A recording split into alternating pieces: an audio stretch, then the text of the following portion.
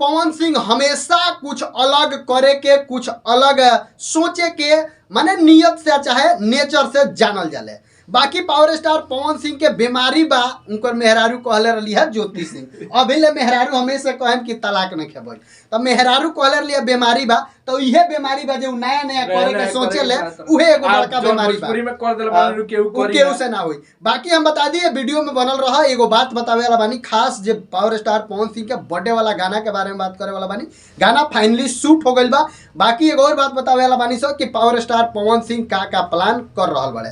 बाकी खेसारी लाल यादव के एग्रीमेंट खत्म हो गइल, एग्रीमेंट खत्म हो गइल, एग्रीमेंट खत्म हो गइल, इतना बड़ा खत्म हो गइल, कुछ खत्म नहीं के भइल। बाकी जे भी भरम में पड़ल ता चाहे हौसुल कुली चमचा लगाओ तरह से एग्रीमेंट खत्म हो गइल, तो भरम में मत रहियो, अभी कोनो एग्रीमेंट खत्म नहीं के भइल, खाली व्यूज बिटोरे खातिर उ करेले।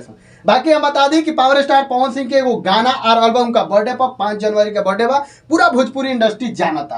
काहे कि भोजपुरी इंडस्ट्री के जौन 5 जनवरी आवेला, भोजपुरी इंडस्ट्री एगो मतलब होली दिवाली खनी एगो महोत्सव खनी सारा लोग मनावेला। काहे कि जे भी भोजपुरी से जुड़ल बा, पावर स्टार पवन सिंह से जुड़ल बा, फाइनली उ कम से कम एंग मनावेला। बाकी रहुआ भैया ई पर का कहे के चाहतनी? देखी पावर स्टार के जन्मदिन होको आ कुछ धमाका ना होको ऐसा तो हो नहीं के सका, ठीक बा।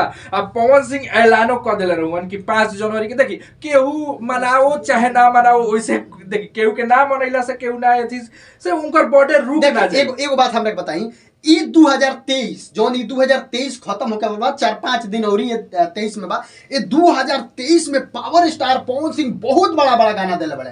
पावर स्टार पवन सिंह एगो इतिहास बना दिले बड़े 2023 में। आ ये 2023 में एगो और काम पावर स्टार पवन सिंह कइले बड़े, 4-4 जगह एके साथे घर बन रहल बा पावर स्टार। देखी उहे कोई कि आज तक ले ऐसा ना भइल रहा 2023 के पहले के पवन सिंह हेंगा मूड में रहा। पहले पवन सिंह कहत रहन कि मूड बनने में टाइम लगता है, अब तो मिनट पवन सिंह के देखी बहुत सारा लोग के दिखावे खतरा पावर स्टार पवन सिंह कहीं ना कहीं हमरा बुझाता करत रहे। काहे कि पवन सिंह के जौन बाकी केहू वहीं लगे इहे पतिया बा भैया कि लोग मतलब जंगल में जब शेर शांत रहता है तो लोग समझ ला, गिदड़ो समझ ली कि हम ही शेर हैं या हमरे से लड़े, तो शेर के अपन दिखावे के फाइनली जनता जे भी बा उ सब मान सकता कि पावर स्टार पवन सिंह जौन भी बड़ा काम बड़ा प्रोजेक्ट पर हाथ बढ़ैले बड़े उठैले बड़े चाहे कर रहल बड़े, उ कहीं ना कहीं केहू के जवाब देवे खातिर कर रहल बड़े। बाकी उ जवाब दिहल जरूरी बा, लोग अपना अच्छा, के मान ले। अच्छा पावर स्टार पवन सिंह जेकरा के जन्मैले बड़े, यानी जेकरा स्ट्रगल टाइम में ओकरा के हिट कइले बड़े,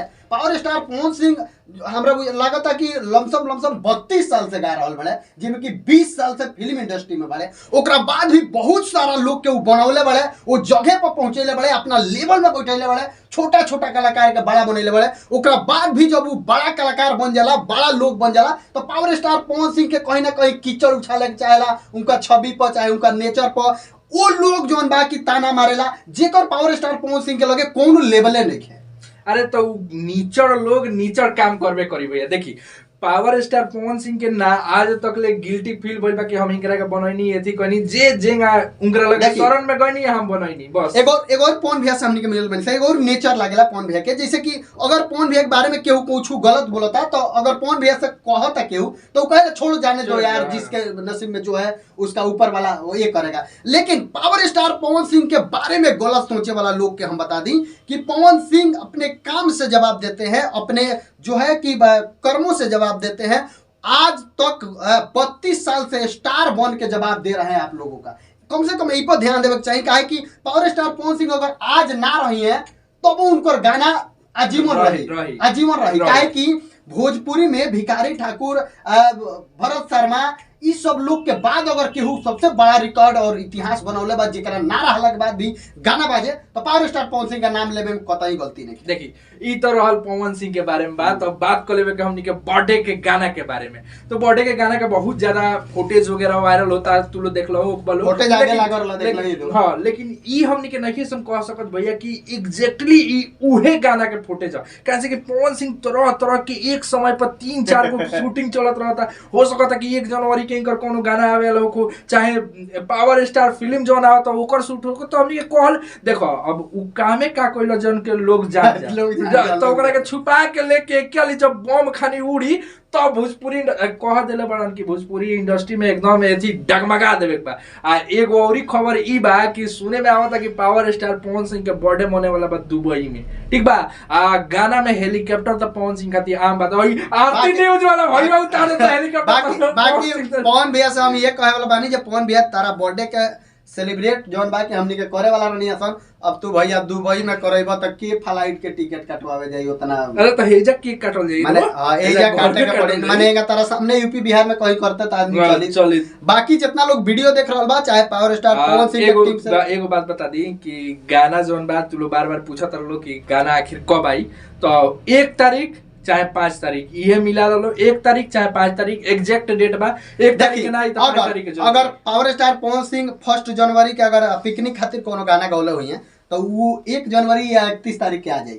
अगर पावर स्टार पवन सिंह इना गौले हुई है तो मान के चलो 5 तारीख के गाना पवन सिंह के। बाकी धुरंधर भैया के एग्रीमेंट खातिर भैया कनी तो एक बात कह दी कि लाइव में आके वो कहत रहन कि छोड़ देले मान के चली गाना बजाना रखिए। खेसारी लाल यादव बहुत अच्छे दिल के हैं दुलरुआ भैया, और हम लोग उनको कुछ नहीं कहेंगे इस वीडियो में। कहे कि भैया रौरा कॉलर ऑडियो वही पे हम कह देनी है कि लाइव आके कहत रहन खेसारी भैया हमारे चैनल सब्सक्राइब कर ले बड़ा रौरा बुझा त लाइक कर दिए वीडियो के। बाकी मिलते हैं अगला वीडियो में।